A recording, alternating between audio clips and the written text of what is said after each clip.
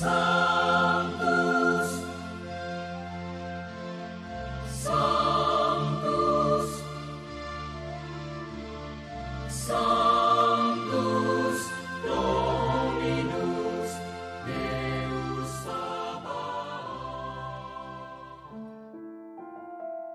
Salam jumpa kembali saudara-saudariku yang terkasih dalam Tuhan kita Yesus Kristus.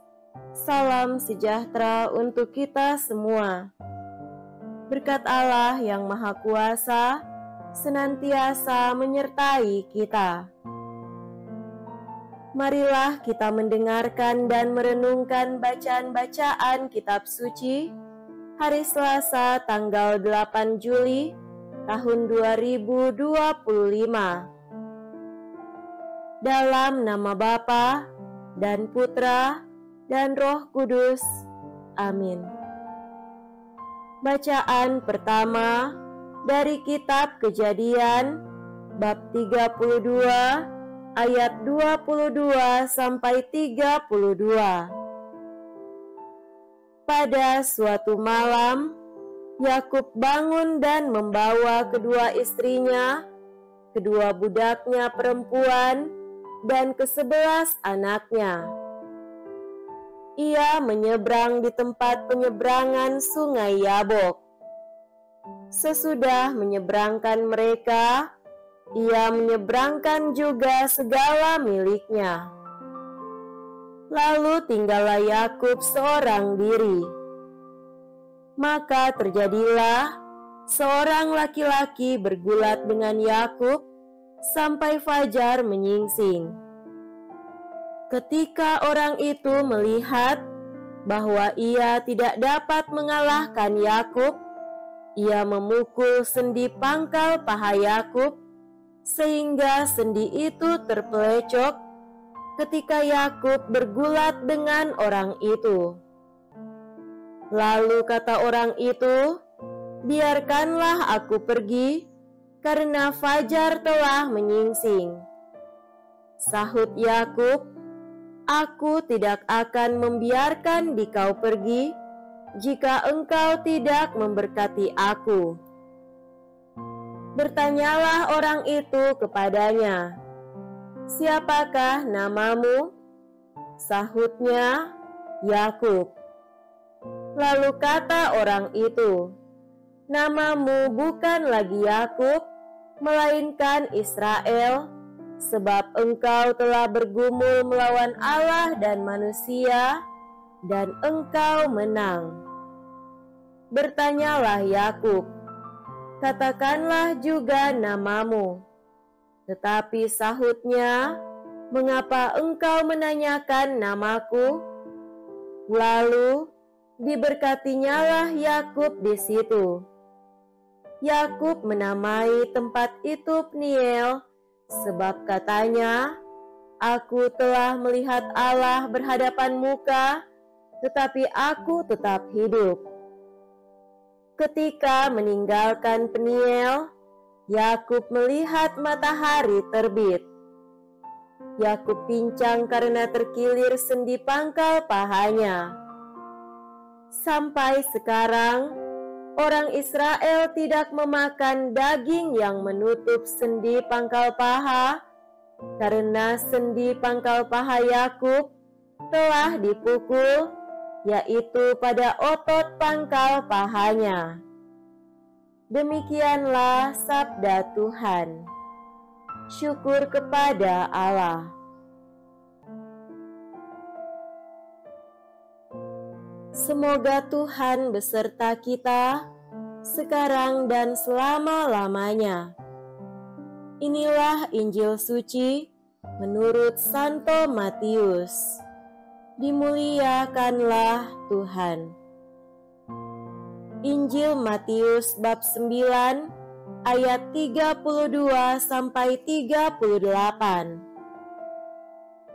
Pada suatu hari, dibawalah kepada Yesus seorang bisu yang kerasukan setan.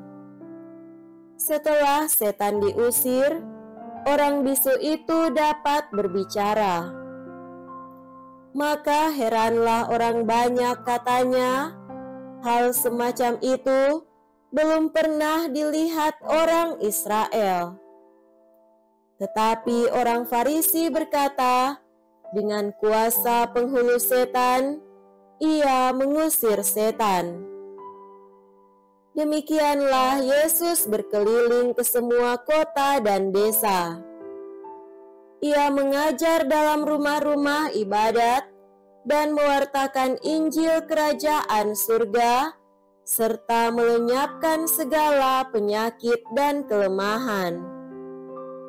Melihat orang banyak itu, tergeraklah hati Yesus oleh belas kasih kepada mereka, karena mereka lelah dan terlantar seperti domba yang tidak bergembala. Maka kata Yesus kepada murid-muridnya, "Tuaian memang banyak, tetapi sedikitlah pekerjanya.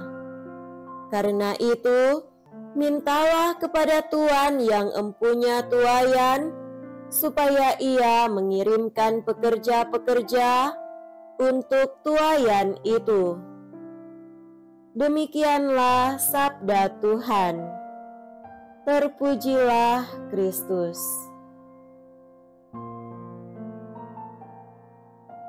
Saudara-saudariku yang terkasih dalam Tuhan kita Yesus Kristus, tema renungan kita pada hari ini adalah memandang orang secara benar. Ditolak itu menyakitkan.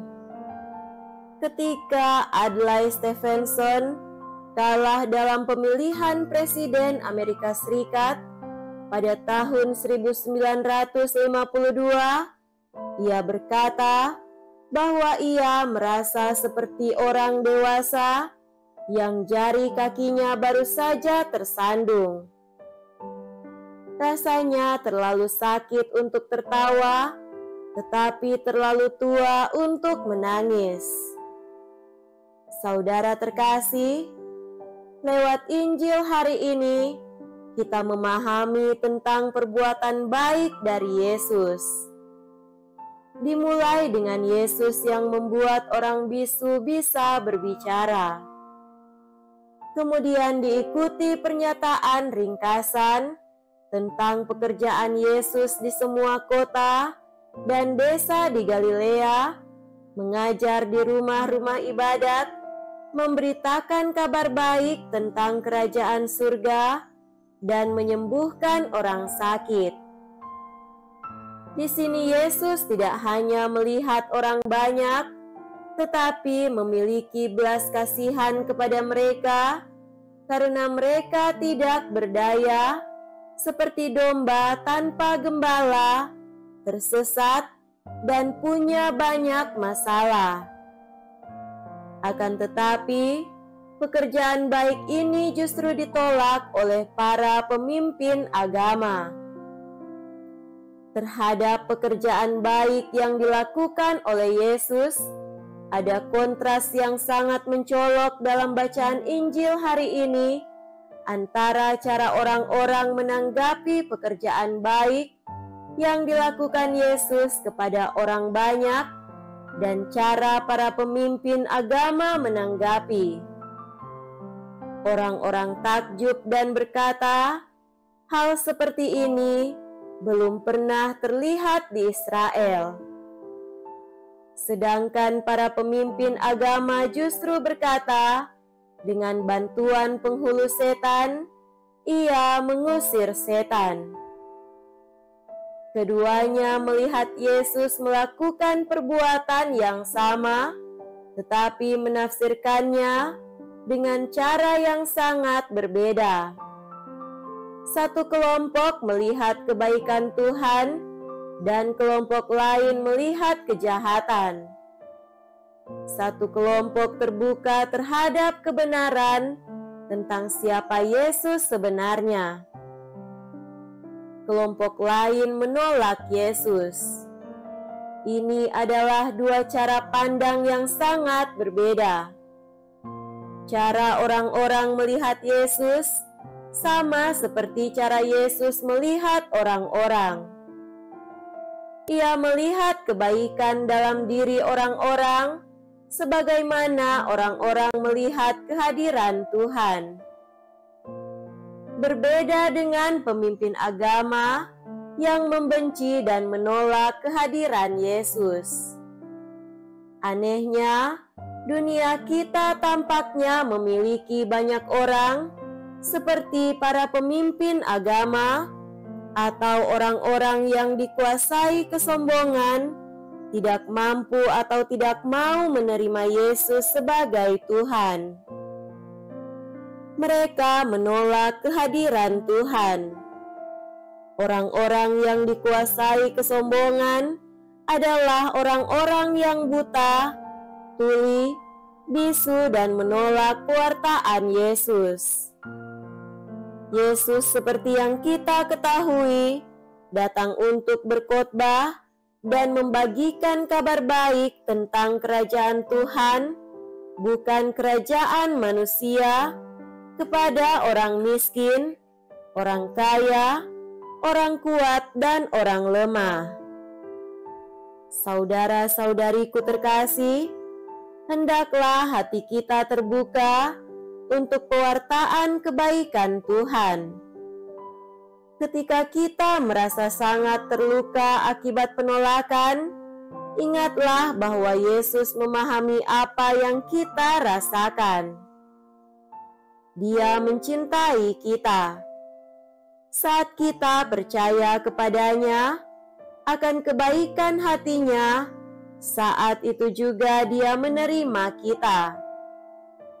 Dia tidak pernah menolak orang-orang yang percaya kepadanya. Semoga demikian. Amin. Dalam nama Bapa dan Putra dan Roh Kudus. Amin.